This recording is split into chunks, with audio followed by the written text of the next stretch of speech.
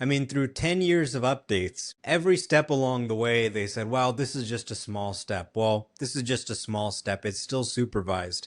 But what all that work really added up to is when they finally removed the driver, it almost felt like unsurprising. It's, well, of course this car can do it. I see my car do it every day. So it almost felt normal that the car was driving around public roads without a driver, even though that's something we've never experienced before. Welcome to the Gigacast. My name is Gav, here today with Omar and Sawyer, and this week is officially the biggest week in Tesla's history, with Robotaxi having had a very nice, successful launch. Now, it didn't launch to everybody, of course, a controlled environment, but we have 10% of all testers that were invited to test Robotaxi here on the pod today, of course, Omar and Sawyer, to share with you all of the details about this experience and what they're looking forward to. Before we get started, go ahead and smash that subscribe button here on YouTube. The content is going to only be getting greater and greater. Let's get right into things, talking about this experience. Omar, take it away. Yeah, I mean, this is the moment that we've been waiting for a long time. I've taken a few dozen Robotaxi rides now, took a couple with Sawyer, and what can I say? I mean, you're sitting in a Tesla, there's no driver, and it's just taking you around the geofenced area smoothly, confidently. I have to say, I think it's the smoothest self-driving experience I've ever seen. We tried a Waymo last night. It was braking harshly. It was taking turns aggressively. It's amazing that Tesla has actually managed to come up with a service that is more comfortable, but doesn't use all of the sensors that Waymo has. Self-driving cars are now in mass production. An ordinary car off the line with only minimal modifications, they put a sticker and, some other things, is able to give rides. So it's a pretty incredible moment. There's a lot of people looking at this negatively, trying to look for problems, trying to look for issues, and trying to focus on those moments. But what I can tell you being here on the ground, and I think what others are going to see being here on the ground, is most of the rides are uneventful, they're smooth, they're comfortable, and there is really nothing to quibble at all. So I can't wait until the service opens up to more people and more people can try it out for themselves. Similar for you, Sawyer? It was a pretty chaotic first few days. Elon had posted that it was going to be a tentative June 22nd date, like maybe 10 days before. And we didn't really hear anything about invites until I think like that Thursday, like 3 days before the actual June 22nd date, maybe that Friday even. Yeah. And I had, as I said on previous Gigacast episodes, I had pre-booked my stuff. So I was like ready to cancel because we hadn't really heard anything. I was like, that's probably going to get pushed or whatever. And then all of a sudden we hear that, we're getting invited. So I was like, all right, it's a go then. So I was ready to be preparing to go down on Sunday, or on Saturday rather. I flew down on Saturday and I invited down Bearded Tesla to be sort of my plus one. At the time, I didn't know we could have multiple plus ones in our rides, but at the time, so I just invited him. And so we were kind of just waiting. We didn't really know when the service was actually going to start on Sunday. We sort of heard that it might be a little bit of a delay or start midday. And eventually it ended up starting at around 2 p.m. I think it rained a little bit around 2 p.m. So I think it was a few minutes after that they started. But I'm not sure. I don't know if they actually delayed it because of the rain. And it was, once I got the link in my email to actually download the app, it was just like all systems go from there. It was just chaotic. Tried to download the app as quick as I could and hailed the first ride. And the first thing I noticed in the app was, okay, where's the pickup point? Because it was a little bit confusing looking on the app. It was like, there's the pin to where the car is supposed to show up. And then there's their little circle, little dot for where you are. But just based on like how the map looks, it's a little bit confusing of like where you're supposed to walk to with the pin. So I think that's one area of improvement I see them fixing. But my first ride was, I was expecting it to be just super mind blowing, like, oh my God, we're finally here. And to some level it was. But mostly I was like, wow, this actually like feels really just normal. It's really, once the ride actually starts, you're like, this is pretty uneventful. It's pretty just normal, just sitting here. and it just feels like a normal like taxi ride. Really, but there's no driver. But it was just pretty incredible to be like, we've been waiting a decade for this, and we're finally here. I'm sitting in this car with no driver, and yeah, there was a safety monitor, but he wasn't steering or controlling the acceleration the entire ride. There is a lot of speculation about what their hand is doing over the right side with their thumb. It's placed on the driver's side door button. We don't really know what that is. There's speculation, but we don't really know. All of the safety monitor has in terms of controls that we know of is there's something the button does probably, but on the screen at least, there's 3 buttons. There's a pullover button on the left, a stay in lane button in the middle, and then just a contact support button on the right. And on the rear screen, we have a pullover button and then a contact support button. So on the first ride, I was just like trying different things, testing out the rear screen, see what you could do. And we did hit the contact support button during my first ride, and it brought up a live agent within 4 or 5 seconds or so, and you can talk to them right through the cabin mics in the car, and basically you just ask them any questions, or if you have like an issue with your ride, then they'll sort of have some controls, I guess, on their end to sort of tell the Robotaxi to do one thing or another. But yeah, it was an awesome experience. Like people are being quite tough on the beta testers, and like we're not being fair, or that like we're not pointing out the negatives. But the truth is, like, I didn't have anything happen on my 20 rides that I did in those 36 hours. Like if something had popped up or had concerns or a safety issue, I would have talked about it publicly. But the truth is, nothing happened on my rides. We had a deer run in front of our Robotaxi. It stopped just fine. There were a couple instances where like a big truck pulled in one of my lanes and like wasn't supposed to, and the Robotaxi reacted perfectly.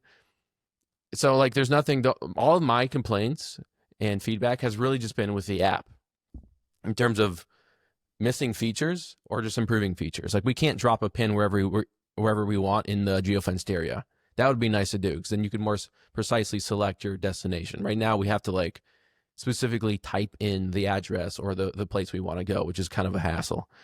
One other issue I think Omar and I ran into was, even though we are in the geofenced area, we couldn't select a destination or get picked up right on the edge of the geofence. Sometimes I think that was just a bug. We were still in the geofence, but for whatever reason, we couldn't select a location that was right on the edge of it. So I'm not sure why that was. But it's just awesome that the moment is finally here. I think people are going to focus on the few non-critical safety issues that maybe occurred. I think there's been at least one, maybe 2 interventions.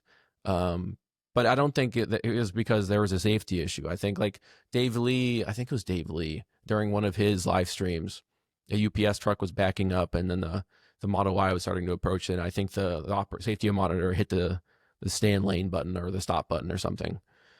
But based on what I've seen, there's been relatively few hiccups. Like I think if you add up all the rides that the 25 beta testers have done, probably roughly 500 rides thus far, maybe more. And maybe 4 or 5 of those have had like notable issues, non-safety issues. So that's like 99% of the rides have been fine. 1% have maybe had a few things where you would give some critical feedback. But what can you say? Like the service worked for me. That's really what it comes down to. I took it all over the geofenced area on the longest ride I did was about 20 minutes. The shortest ride was like a 3-minute ride, and no complaints. It was comfortable the whole time. And the best part, honestly, is like the seamless experience. Your phone, your Tesla Cloud profile connects right to the car. And all of my apps were already logged in the moment I got in the car. My Apple Music, my Netflix account, I don't need to log in. It's just all the seamless experience. So to me, it's like, it was the most enjoyable taxi experience I've ever had. And it was a really smooth, comfortable ride.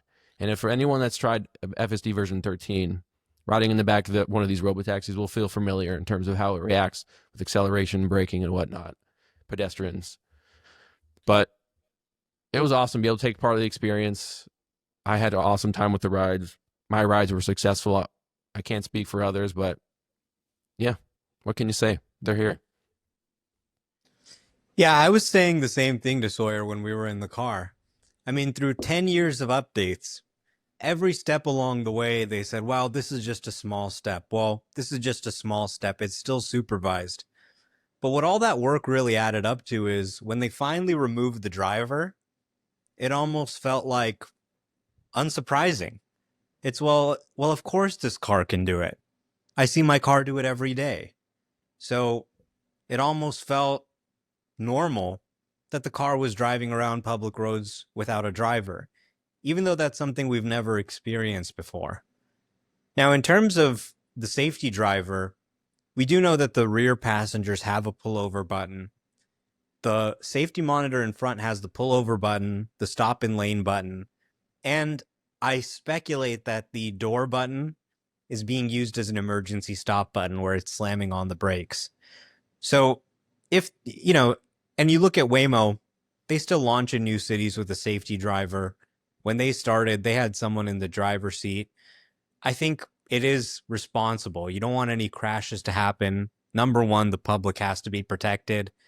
So having them there and not having an ability to stop an impending crash, I think would obviously be, very irresponsible. And I think they were really there to watch us and make sure we follow the rules, check our app every time we got in the car as much as they were to watch the ride. And to be clear, like we were told, we weren't able to really talk to them. We weren't able to have conversations with the safety monitors. They weren't there to answer questions or like write down our feedback or anything. That was supposed to be provided in the app and stuff. So for all those things saying, why weren't you talking to them? Or like, we weren't supposed to. That's not what they were there for. They were there for to like focus on the road, focus on the car, and make sure everything was going as how it was supposed to. Yeah, exactly. And I think really with the safety monitors, they clearly have some buttons on the screen. They probably have an emergency stop button as well. You could look at that and say, well, this isn't really completely unsupervised because this person is here. And there is some truth to that. But what people are missing is that the car's AI model was doing all of the driving almost all the time. And the person sitting there wasn't doing anything at all. Now, after a month or a few months where they see that there's no input from the safety drivers at all, they aren't touching anything, the AI model is doing everything, well, then you can just take that person out of the car and the system's going to perform the same way. So it's driverless. It's not completely unsupervised, but they are 99% of the way there plus. And I think it's really just a matter of time now before you're able to call a car with nobody inside at all. Pretty crazy. A couple quick thoughts and questions. First off, how cool is it that Tesla in the car, the fact that people would even think, hey, that button for the car door in a Tesla, you can rewire that to do other things, right? It could be rewired to even press the brakes. Like you can even think of that in a normal car, right? In a normal car, that button does one thing, right? It opens the door and there's no real way to wire that to, oh, this could slam on the brake. So to me, that was like kind of cool right off the bat. Just thinking of these things as a computer and kind of like how with like a mouse, right? You can rewire buttons to do different things. To me, that was actually kind of interesting, more so than alarming within those pieces. I did have a question for you, Sawyer. In regards to your Netflix and other stuff being signed in, did you sign those things in the app like first and then they just work for all your rides and it automatically like signs it out on the screen when you're done? Just like, how does that process work? Yeah, so I previously signed into them on my own car, which means it's now signed in my cloud profile. So basically any Tesla Robotaxi that I get into, it's automatically signed in. And then once you leave the Robotaxi, it automatically signs you out for privacy reasons. So the next person can't use your accounts and stuff. So you can't do that in a Waymo. What if somebody didn't have their own Tesla? Would they have a place in the app where they could fill it in? Would they do it online somewhere else?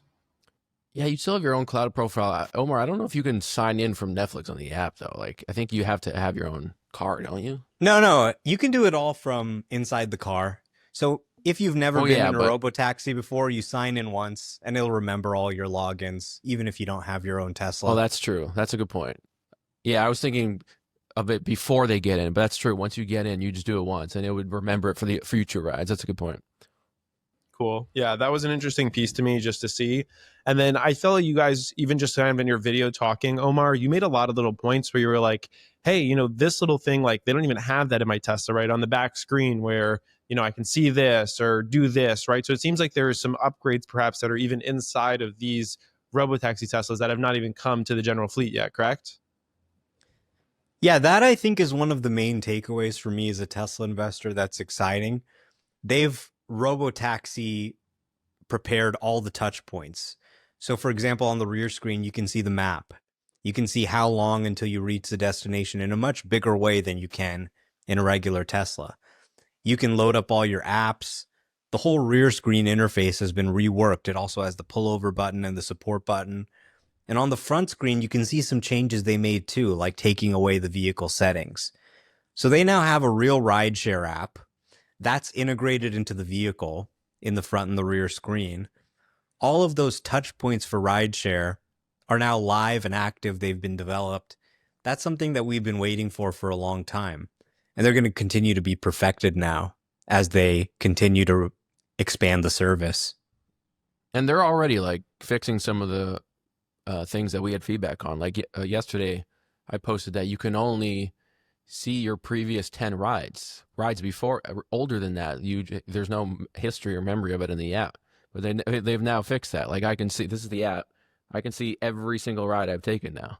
And so I've seen other people can see that now too. So they're fixing these things quick based on our feedback, which is good to see. Yeah, there were definitely some minor UI bugs. I mean, this was really kind of an early access test. They wanted to give it to a few people. They wanted to gather feedback. So for example, I said, hey, well, when I search for an address, it's popping up all kinds of addresses. When I was in New York, it was popping up addresses from Brooklyn. I said, hey, maybe you could just focus on the addresses that are actually in the service area. So there were some minor things here and there, nothing too major, but that's part of why they're gathering feedback. They're going to perfect this app. And I have to say, compared to Waymo, here in Austin, you have to use the Uber app to call a Waymo. So they don't really have their own app. They can't customize it for the car the same way Tesla can. On my Tesla, I can go change the temperature. I can go change the volume. I can actually control the car. So I think it's actually really nice to have the car maker, the rideshare app, and everything all be vertically integrated together. This is what it looks like in the app. I don't know if there's too much glare or not, but you can see there's a pullover button, a call support button. You can change the temp, control the music. It's a great app. It's it's got a few features that are missing and things they need to work on, but for the most part, it was an easy, bugless experience for me. And let me tell you, it was hot in Austin. It got above 100 degrees. So being able to control that temperature, set it as low as you want without having to ask some driver in the front, hey, can you please, turn up the air conditioning? Yeah. That's going to be a hit here. Yeah, here in New York, when they make their way over here as well, it was like 100 degrees yesterday when I got in. So I can definitely see that being a big thing. Having it come pre-cooled, not having to worry about someone else's preferences. Music, I mean, I don't know about you guys. Sometimes I get into okay, so I took 2 Ubers today and both of them did phone calls as well during my Uber ride. The driver was just like speaking in a different language in the car. And I was like trying to like do work and stuff. And it didn't bother me that much, but it was just like, okay, like, I guess I don't really have a say in this. I'm just kind of part of this. And so it does feel like there's a lot of the little different things that are quality of life items. And I love it. Yeah. I took 3 Ubers while I was in Austin, Texas, because I needed to go outside of the geofenced area in a few instances. And I have a setting on in the app, Uber app, that gives you a higher probability that I think you'll get an autonomous vehicle as your Uber. But I tried to get a Waymo 3 times, but I just got manual gas cars.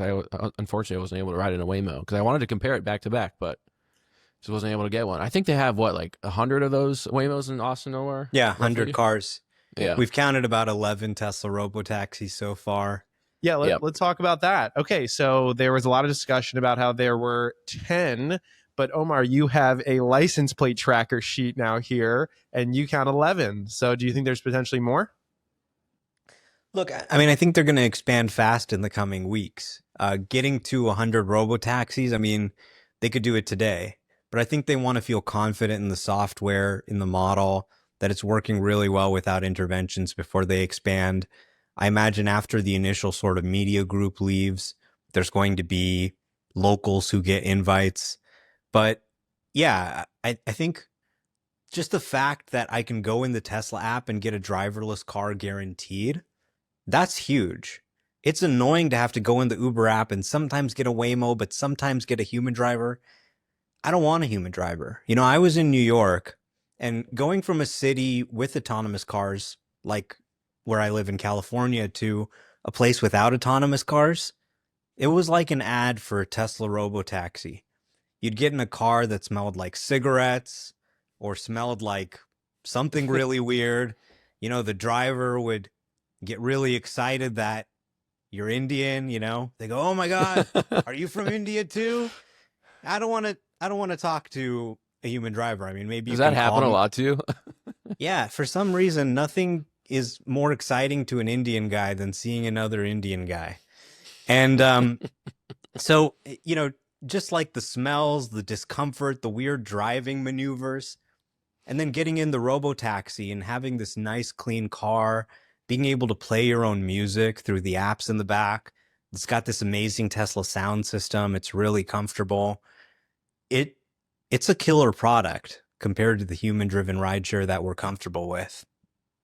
Yeah. So, I mean, I guess just to address them, because you guys didn't have any of the bad experiences, there were just a couple of videos I think that I saw where people had maybe, some shakiness in the lane. Omar's favorite guy, Joe Carlson, I believe is his name. He posted a video that was kind of, like shaking in the lane a little bit. Did you guys watch through any of these? Do you have any general thoughts just to kind of like address them in the meantime?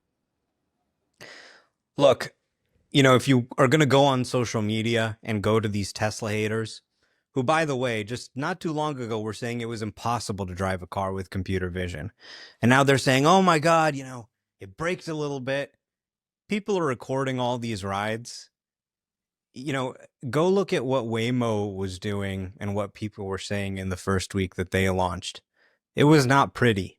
It did not go off this well. And yet they're giving millions of driverless rides a year. I mean, you can go find videos on the internet of Waymo's getting stuck, driving the wrong way in traffic, making all kinds of mistakes. Just last year, that Waymo ran that woman over. That was a cruise. Yeah, take it back. that was a cruise. Take Yeah, it back. All right. They've since shut down. they ended up shutting down the service. But if you want to focus on all the negatives and consume that type of social media content, I think when you actually get in the car and you see how smooth and comfortable and perfect your ride is, you're going to be really surprised. And this is really the worst the model is ever going to be. It's only going to get better from here. So I was going to say that. Just go ride it. It's incredible. You're not going to see very many issues at all, if any. Even though the program's limited to those 20 or so testers, we're the only ones that can have the app, but we can bring any +1 we want. So I took about 7 different people, including some of my subscribers, on rides. Yeah. And so even though it's like a closed beta, we can bring anyone we want. So I would encourage anyone that's in Austin, if you know of any testers that are still down there, like hit them up. Just try to get a ride. Experience it for yourself. It was pretty funny to me, by the way, because both of you guys obviously offered your subscribers. And if anyone's watching, obviously now's a good time to go subscribe to Omar and Sawyer on Twitter. But because you guys were offering that, I think people thought that I was also down there offering it. And my subs started DMing me and asking me if they could get into my Tesla Robotaxi rides. I was like, I wish I could help you guys. You got to go sub to these guys to get that. So I did get a couple of subs over the weekend, though. So thank you. Nice. Sorry for anyone who didn't get the full service delivered from that. But okay, I think yeah. Ultimately, like, a lot of people are focusing choosing to focus on the few negative things that happened over the last few days in terms of rides. But I don't think there was a single actual critical safety hiccup from all the videos and stuff that I've seen. It's really just been like this it seems like with Rob's video, maybe there was a mapping issue. With Kim's, like, I don't know if it was phantom braking or not. Maybe the car saw something, but there wasn't anyone near there. With Dave's video, he stopped the safety monitor, stopped the car a little early so it wouldn't hit the UPS truck, but I suspect it wouldn't have anyways. I think he was just being cautious. Dirty Tesla, I think actually he took it to a good area at Home Slice Pizza. There was a really tight parking lot zone there. And I took about 3 rides to there because I kept wanting to test it there. And all my rides were fine, but his was at night. And it looked like the car had a trouble figuring out how to squeeze through a couple cars. And it looked like it was maybe turning into one of the cars that was parked on the left. So it looks like maybe the safety monitor sort of stepped in there and said, stop in lane or whatever. And then drove it away, I guess. But again, no one was like in danger there.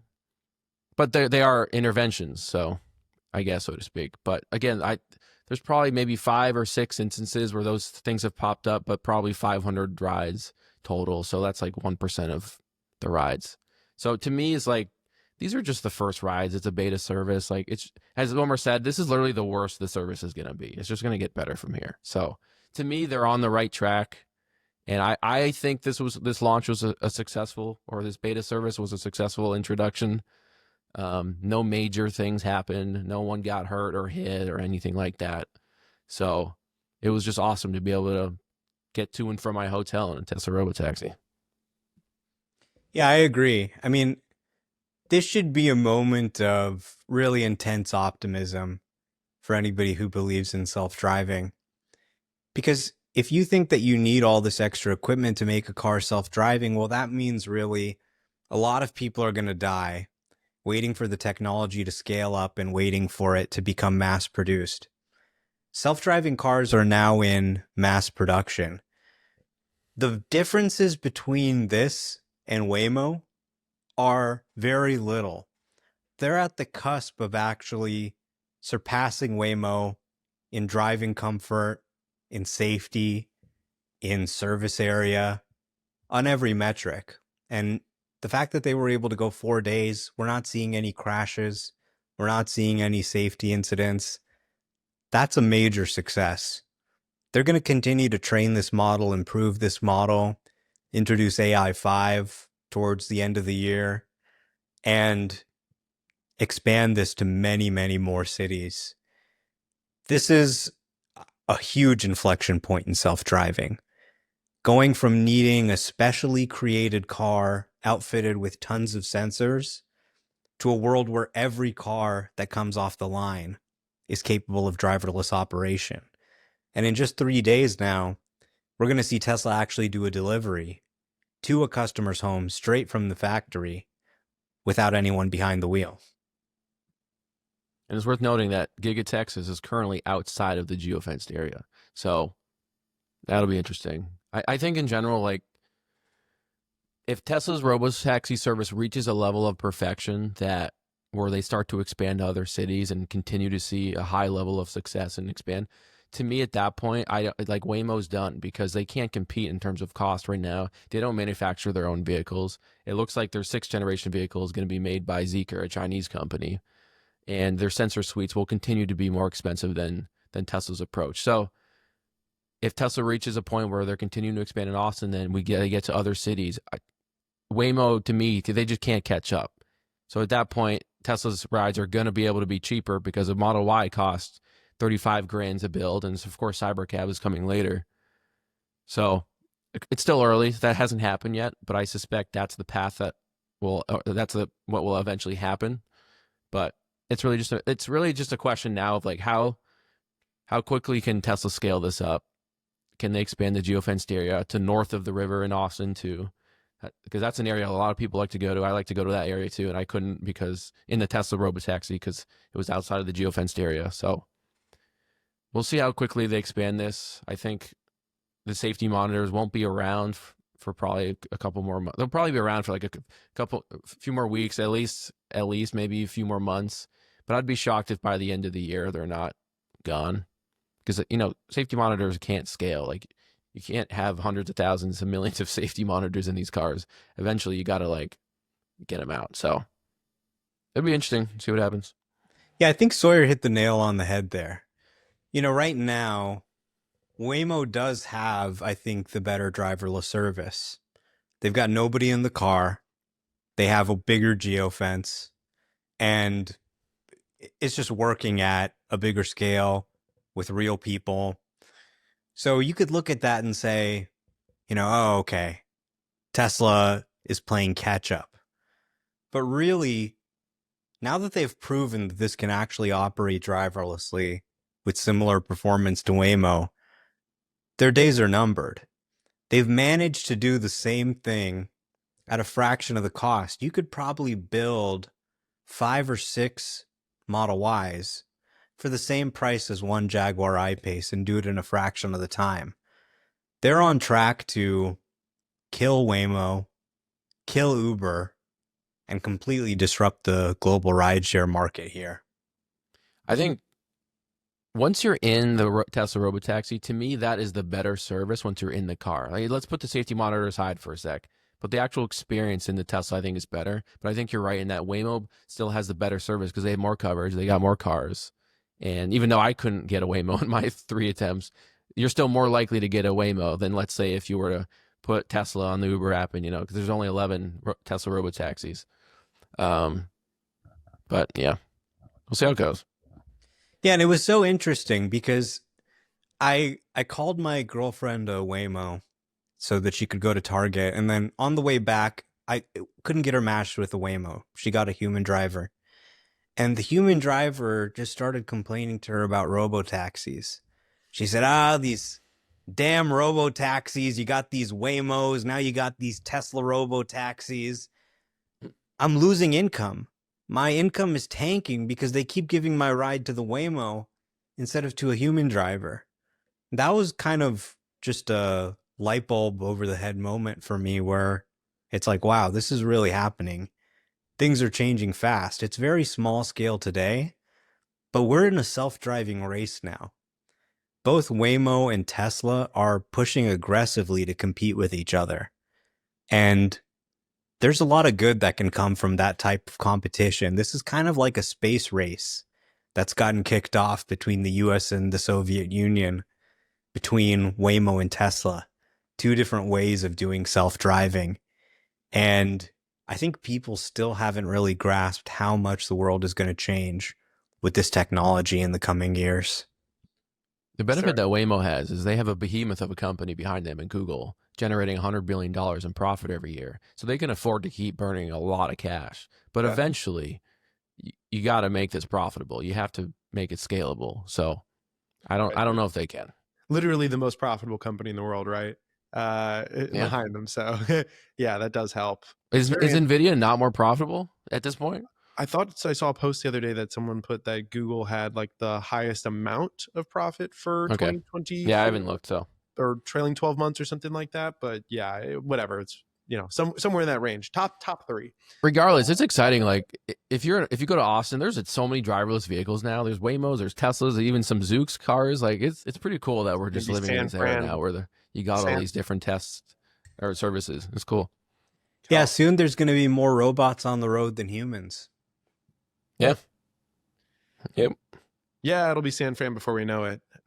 So we'll see how that ends up going. But yeah, it's super interesting. Question for you guys. Obviously, this will take a little bit of time, but down the line, do you think that there's going to be room for multiple players in this industry, or with the unit economics being so much more advantageous and having the vertical scale ability, could Tesla just take the whole pie?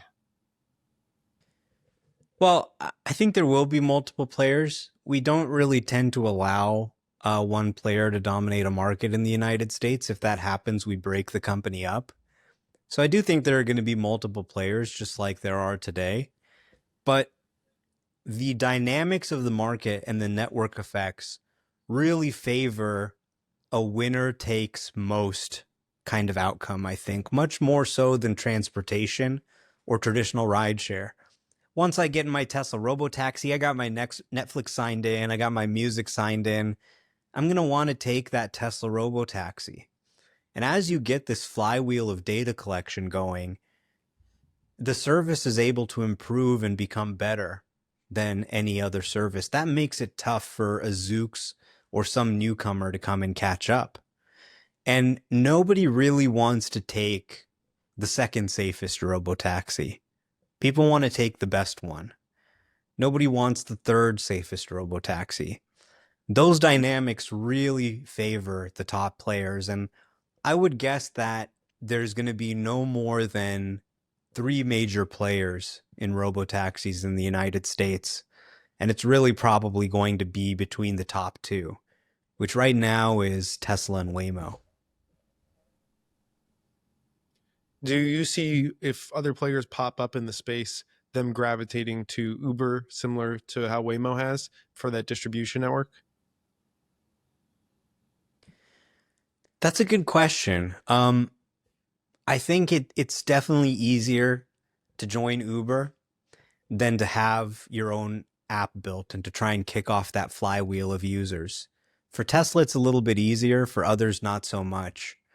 But the consumer experience suffers. I wanted to use the Waymo app, but I couldn't because they made a deal with Uber where Uber washes and maintains the cars in exchange for getting exclusive access. And Uber really wants this so that instead of losing users, they can still sell some human-driven rides in there where they're going to make money, as opposed to the Waymo deal where they're probably not making money. So I think consumers ultimately want an app that's designed for Robotaxi. And making a deal with Uber, ultimately it just makes the economics even worse. Now you've got another middleman who you need to cut in. And Tesla doesn't have that. Uber's kind of like Netflix of the old days, where like they don't make their own content. Like Netflix would just curate others people's content and put it on their own platform. That's sort of what Uber is doing. Like they're not owner of Waymo or anything, but they're bringing Waymo onto their platform because they know if they don't, like that's the future. They'll die if they don't. So they need to do all these partnerships. Otherwise, like who's going to use Uber? You're just going to go directly to the operator's app. And that's why I think this is going to be tough for Uber, because I think Tesla's going to have the better service, the cheaper service, and that's what people are going to gravitate towards rather than, a Waymo or Uber. So that's why I'm not bullish on Uber. That's why I don't understand people's bullish arguments about Uber long term, because I don't see them being able to outcompete Tesla's own Robotaxi app with cheaper services and a better experience overall. Yeah, I totally agree. And I think the Netflix analogy is really interesting because what happened with Netflix is they got so fed up of having to pay enormous licensing fees for content that they said, well, let's just go ahead and create our own content. And I think that's the danger for Waymo and others who are partnering with Uber. All the users are using Uber. As this technology, let's go 5-10 years down the line, they're going to want to either acquire an autonomy provider or try and create their own technology so that they're not making a deal with Waymo, they're doing it internally. And if they're able to do that, they can just completely sort of co-opt Waymo. They control the users, they control the touch point, and now they can start mixing in their own preferred driverless car brand where they have the best terms, and there's nothing Waymo can really do about it. So Steve Jobs had a famous saying, you want to own and control all the key technologies behind your product. I think that's going to be really important here with robotaxis, and Tesla's vertical integration is really going to shine through in the user experience for consumers. But unlike Netflix, which was just a curator at the beginning, eventually went on to create their own content because they didn't want to have to rely on others to bring in the content, make the content for them. So they started making it themselves. Uber did have their own autonomous vehicle program, testing program a few years ago, but they canceled it. And essentially they're just going to rely on other companies to figure it out, and then they'll bring them onto their platform. But to me, that's dangerous, because if the companies decide either to not go in your app or they just create their own app, then absolutely. I mean, let's not forget, Uber actually did have their own autonomous driving effort. Yeah. Famously, they poached Anthony Lewandowski from Google. They acquired his company Otto. They did Uber autonomy, but they were the only self-driving car company to actually run over and kill somebody. The only fatality in self-driving so far. And they ended up spinning out the company and going to Aurora.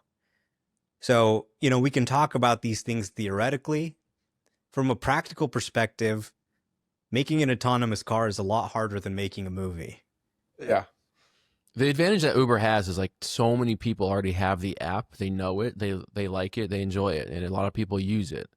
But to me, that's not an impenetrable moat, because Tesla if the experience is good enough on Tesla's end and the rides are cheaper and the whole experience of riding is just seamless, people will eventually gravitate towards that rather than going towards Uber. Eventually, like to me, it's just experience and price. Like those are two biggest things.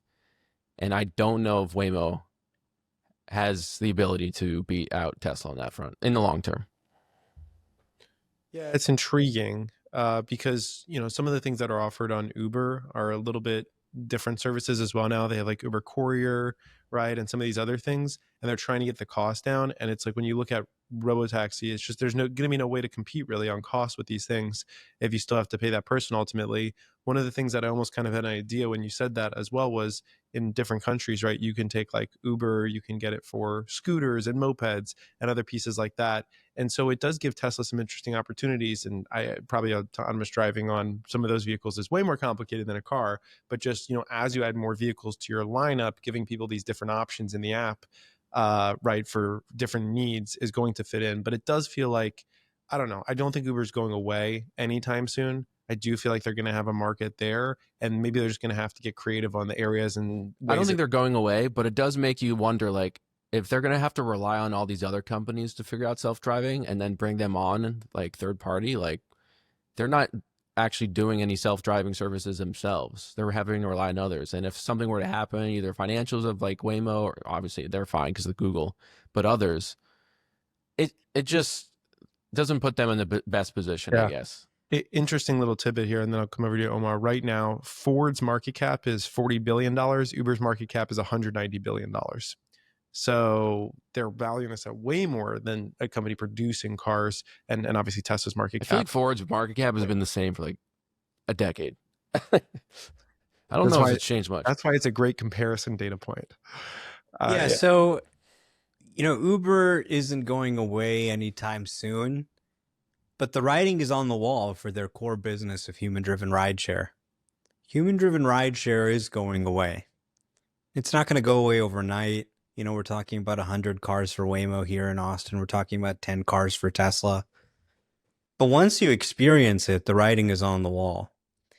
People will switch to a new app for an experience that's 10 times better. And the comfort of this, it's like a professional chauffeur. Having nobody in the car, the entertainment options, having the car to yourself, the pricing, it's 10 times better than what we're used to. So I don't think when you look 10 years into the future, there's going to be very much human-driven rideshare in the United States at all. I do have one quick question, because this is something that is helpful and not needed for me. Obviously, I'm physically fit, but for some elderly people, I do know that when people are traveling, right, they have suitcases, things like that. A lot of times that person who's driving the Uber is getting out of the car, putting their suitcases in, right, things along those lines. I'm curious if you think that there's kind of like a easy way to solve that when it comes to Robotaxi for people that are going with luggage but don't have the ability themselves to necessarily be moving it all around so much.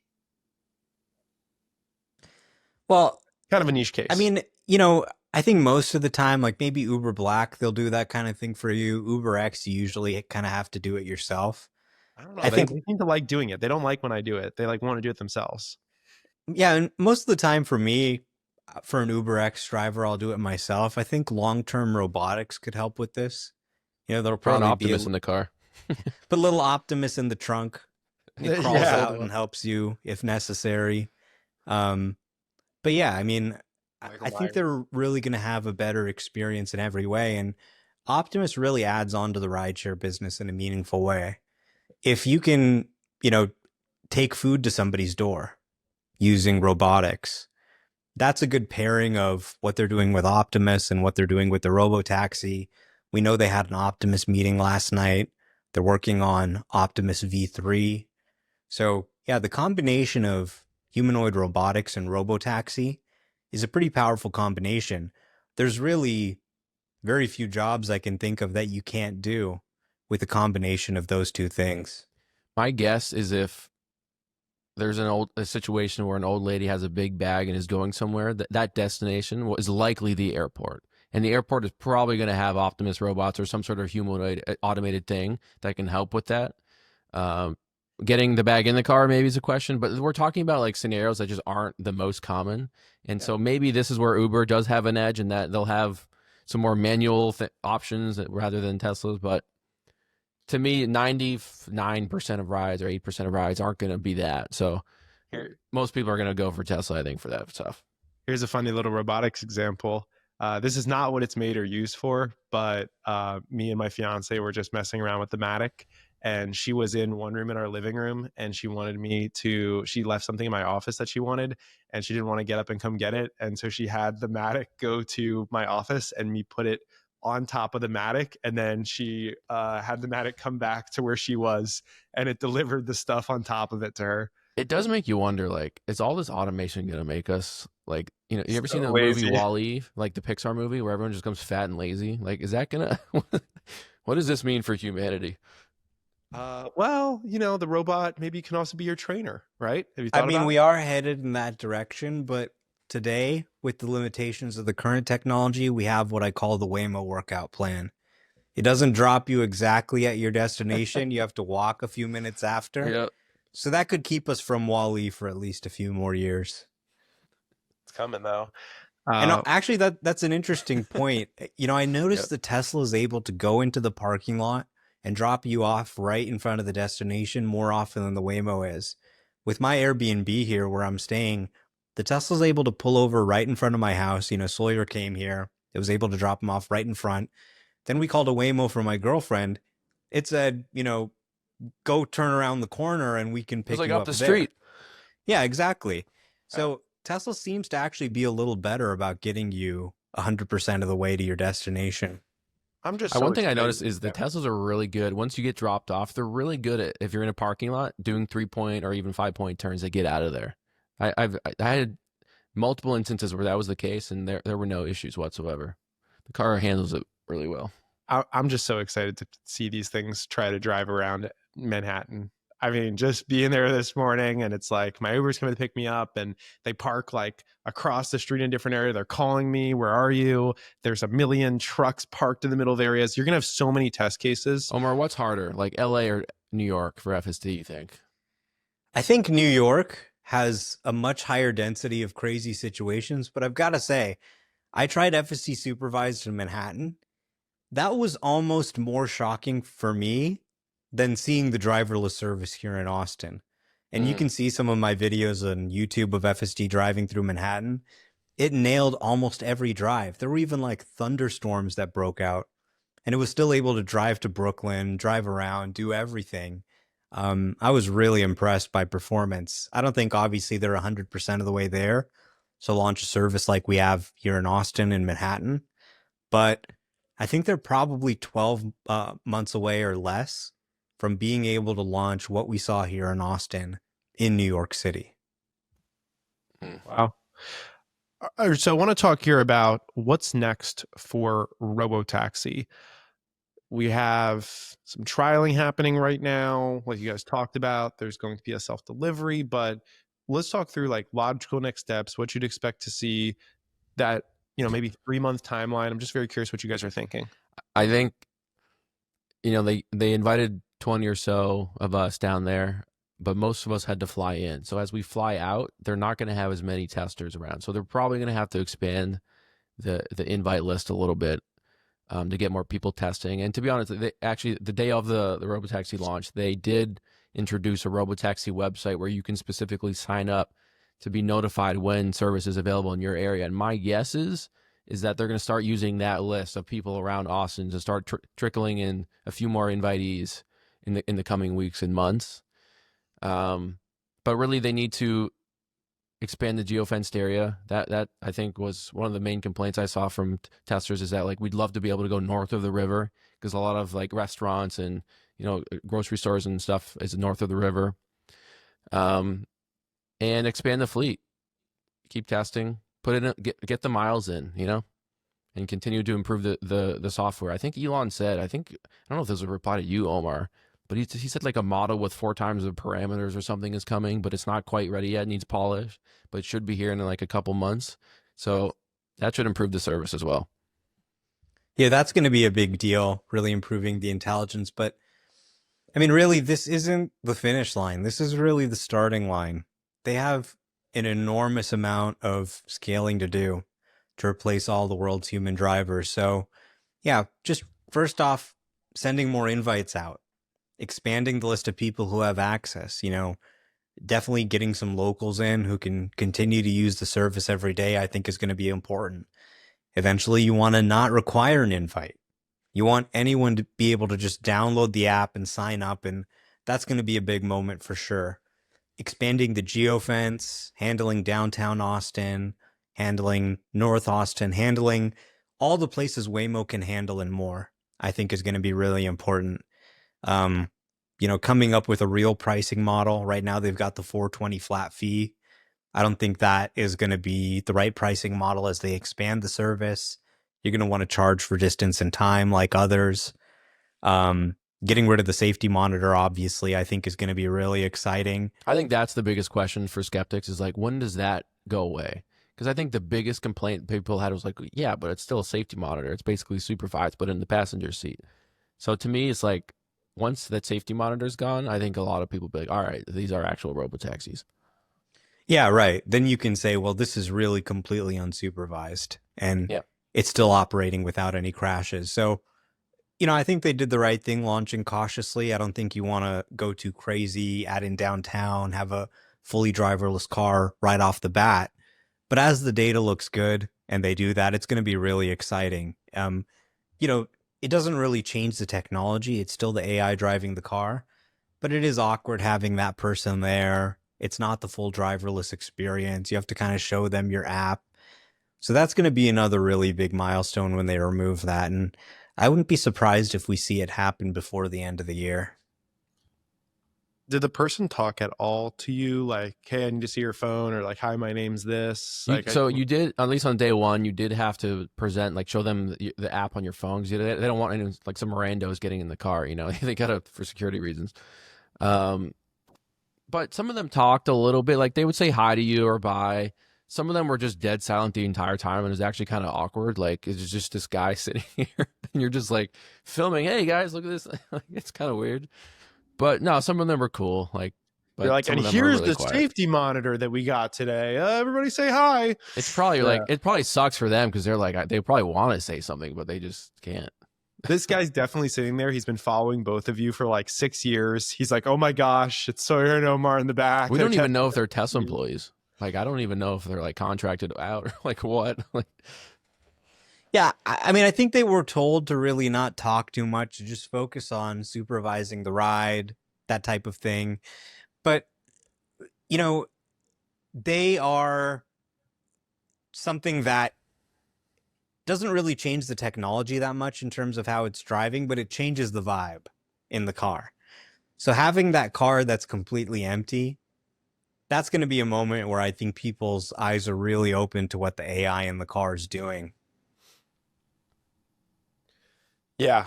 A lot of good things continuing to come. Actually, one last thing. Yep. We haven't really seen them perform in inclement weather yet. So that's one thing I'd like to see tested. Yeah, right. Weather, glare, different conditions. The glare's been okay, actually. Like I experienced, and Omar and I did on our first ride together, a lot of direct sun glare, and it did just fine. I've seen other videos, it was just fine. So I think the sun glare is not really an issue. It's more just like rain and stuff like that. Yeah, we did see them shut down the service when there was intense downpours.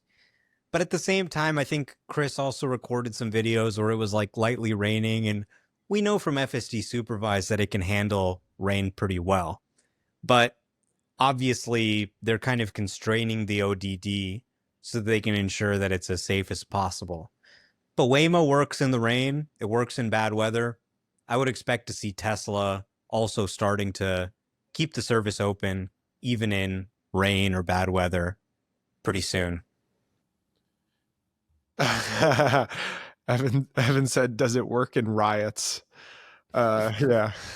We'll see. Well, that's one of the benefits of the Tesla Robotaxi is that it blends in extremely well. People don't know it's a Robotaxi. The only way you can tell is there's no one in the driver's seat and then the stickers on the outside. The Waymo has all these spinning LiDARs and stuff. It's easy to tell, but not so much with the Model Y. Did you guys notice that the Tesla accounts, it just seems to me like they're tweeting way more, right now. And then somebody, was it one of the Tesla accounts or one of you guys? It was like, you don't need a hat on your car for it to self-drive. I thought that was a funny one about the Waymo thing. Yeah, I mean, it's a big moment for the company, so naturally I think they would be more active. They're engaging with you guys a ton, right? A little bit. A little bit. Are they hiring more right now for that team? Oh, yeah, absolutely. Yeah, I noticed some job applications in different pieces. Needs more all those like spinning things. Yikes. Yeah, look, I mean, if you want to focus on the rare mistakes these cars are making, that Waymos are making, that Teslas are making, you might tell yourself this is never going to work. But zoom out, look at the bigger picture. AI is advancing incredibly rapidly. We're seeing it in so many domains. And I wouldn't bet against the rise of self-driving cars. It's happening, and it's scaling faster than a lot of us expected. I certainly wouldn't bet against Elon, especially now that he's fully locked into his companies, is done with politics. He's even unfollowed a lot of political accounts in the last few days. Yeah, I noticed that. To me, that's just him just dialing in, locking in. There was Tesla, a tweet. SpaceX. There was a tweet I saw from Jacob, I believe it's Hanlon, who does a show called Everything Elon Musk Said Today. And he had a tweet the other day that said, for the first time in X amount of months, there was a single day where Elon said nothing political in that day on his social media, on anything. Wow. First That's a milestone. A while. Yeah. Look, politics is so divisive. I think the launch of Robotaxis just gotten him excited in a way that the auto business just wasn't exciting him that much anymore. I think Tesla kind of got through that. It's into, past the point of survival mode. But now there's this new frontier. There's a lot of engineering that needs to be done. There's a lot of scaling that needs to be done. And I think he's excited. I think he's locked in. Can I expand on your traditional auto? Hilton. Yes. Can I expand on your traditional auto point? Omar is put out a post yesterday, and a lot of people were like, "Oh, Sawyer is just it's cope and all this." So I said Tesla will release its Q2 delivery and production report a week from tomorrow, today. But in terms of vehicle deliveries, I don't think a report has ever mattered less. The real story now is Robotaxis. They're finally starting to arrive, and so far the service has been a success. Now the question is how quickly can they expand and scale? If it's quick, it changes everything. I think some people took this as like, oh, the car business no longer matters. But I think what I was really trying to say was Elon has been, we said this on this podcast, Elon has been disinterested with the traditional legacy auto business, I think, for a while now. What excites him and what is the bigger opportunities are robotaxis and Optimus and humanoid robots. And to me, what I was saying was, and I think this is why the stock is where it is and not lower, because let's be honest, the core auto business for Tesla is pretty weak right now, like a multi-year low.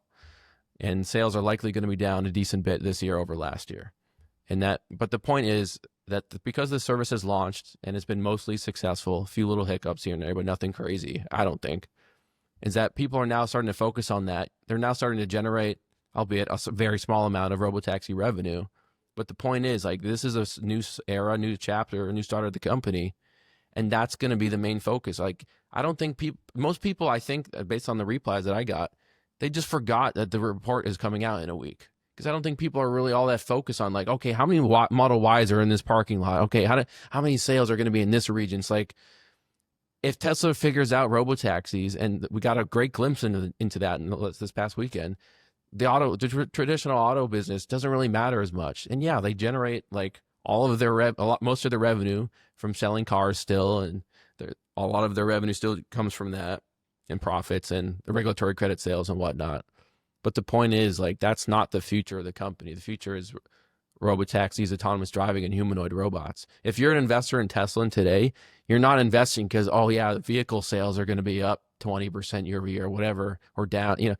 You're investing because of the future promise of robotaxis and humanoid robots. At least that's where I am, and maybe to a lesser degree, energy storage.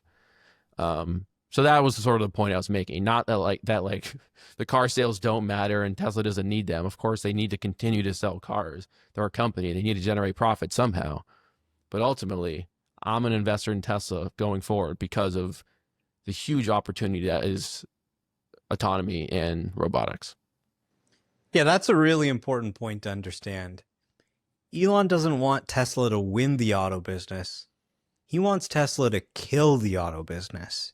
Yeah. He wants to create a world where people don't even buy cars, where people say, car sales? What is that? Oh, okay. That's really the world we're moving into, a complete disruption of the auto industry. And that's where I think Tesla can have the most impact. That's how I think they can accelerate the transition to sustainable energy. Auto sales do matter, but there's a global oversaturation and overcapacity. You look at even BYD, they're having to tune down production because they have so much overcapacity, excess inventory at their dealerships, some of the dealerships even going under. There's a lot of strange things happening in the global auto industry right now.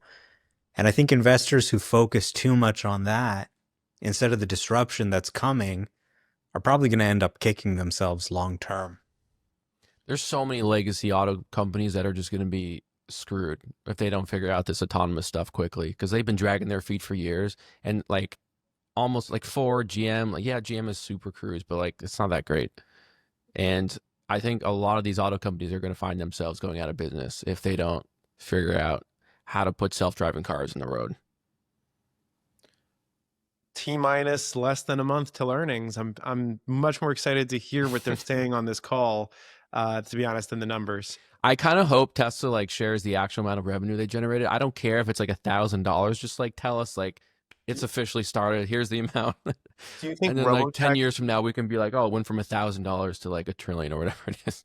Do you think cool. from the beta testers coming in to Austin, do you think Robotaxi made more money or Terry Black's? Hands down, Terry Black's. One Terry Black's meal for a person is 10 Robotaxi rides. It's at least probably double that. Yeah. Really, really fun. Great insights across the board here. I love that last snippet there as well with what you said, Sawyer, is other companies are going to have to rush to figure this out.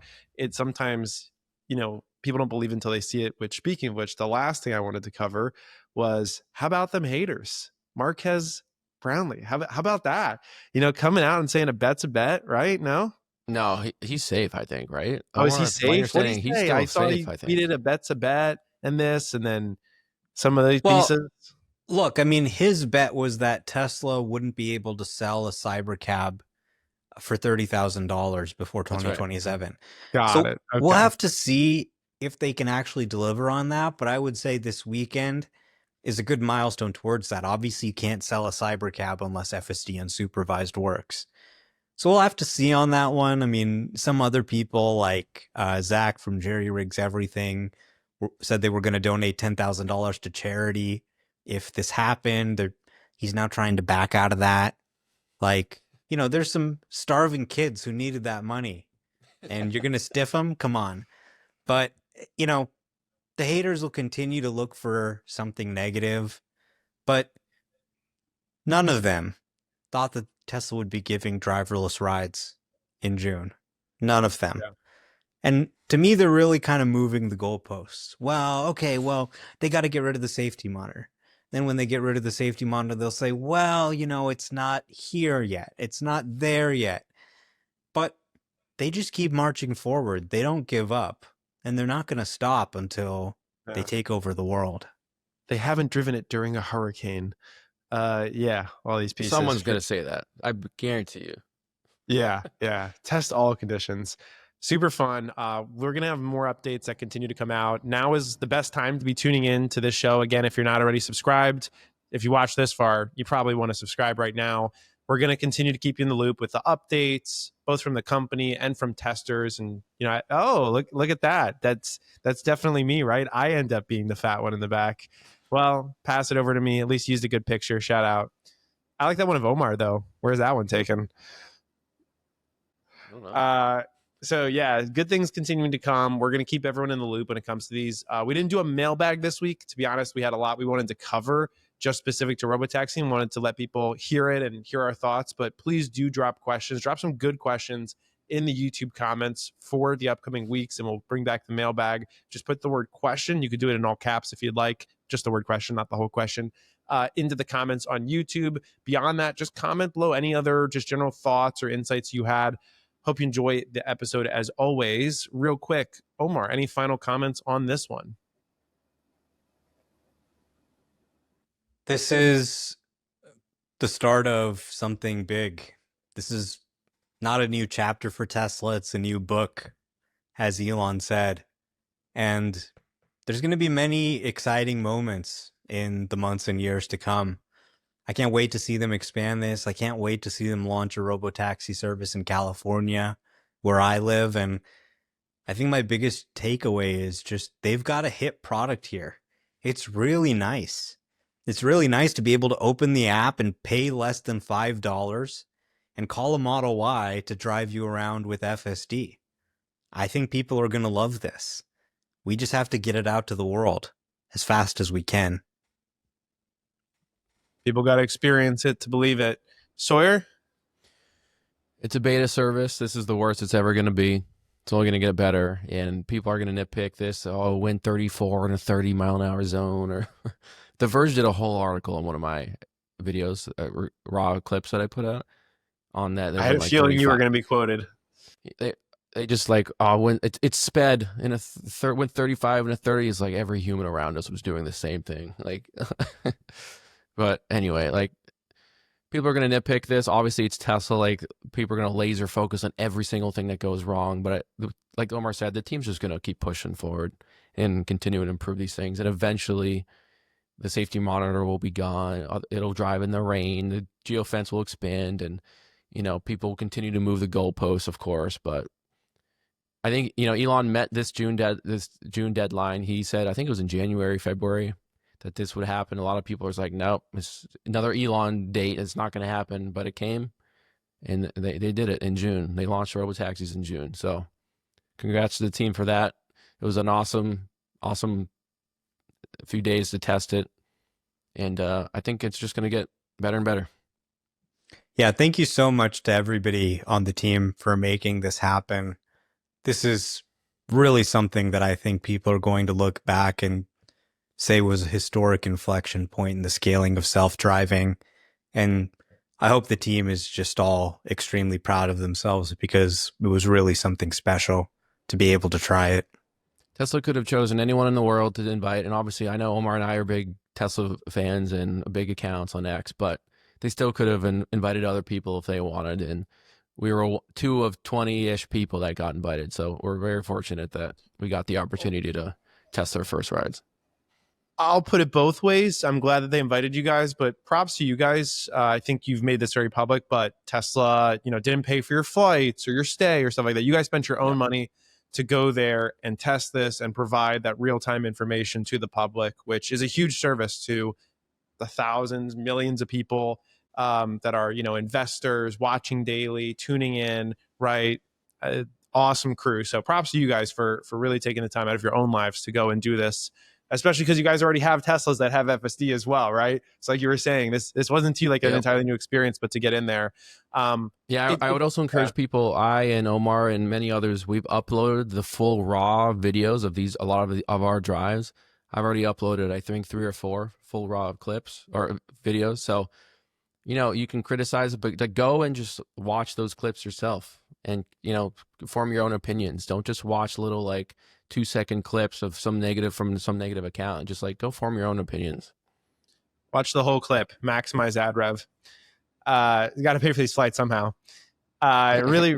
I do wonder if it's almost going to be looked back on. It's a bigger step, but sometimes my parents will talk about, oh yeah, we had to, when we were like turning the car, there was no power steering, right? Like you had to take the wheel and just turn the whole thing. The early Teslas were riddled with bugs, way back in the day, but they just got better. It's like the same thing with this service. Like it's just like we're still in early days here. Like yes, they've been working towards this moment for 10 years, but now that they're here, it's like they'll figure out these things and these bugs, and add new features and whatnot. It'll be fine. Yeah, I mean, you used to hear stories about Leonardo DiCaprio getting stranded on the side of the road with his Tesla Roadster. And Yeah. I mean, now the cars are just rock solid, reliable. Nothing like that ever happens. You're going to see the same thing with Robotaxi. Massive improvements happening quicker than people think. We'll be covering them here on the Gigacast. Thank you again to everybody that tuned in. We appreciate you all. Drop some questions for next week's mailbag, and we'll be back next week. Looking forward to it. Take care, everybody. See you on the next one. Peace.